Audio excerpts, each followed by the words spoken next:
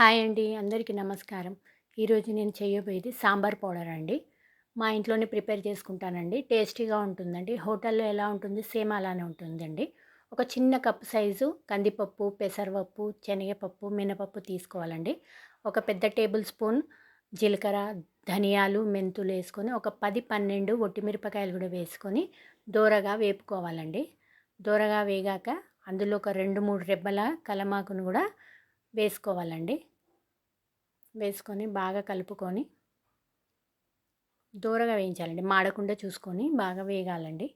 వేగాక అందులో ఒక హాఫ్ టేబుల్ స్పూన్ పసుపు వేసుకొని ఒకటే సెకండ్‌లో తీసేసేయాలండి మాడకుండా. ఒక ప్లేట్‌లోకి చల్లార్చుకోవాలండి.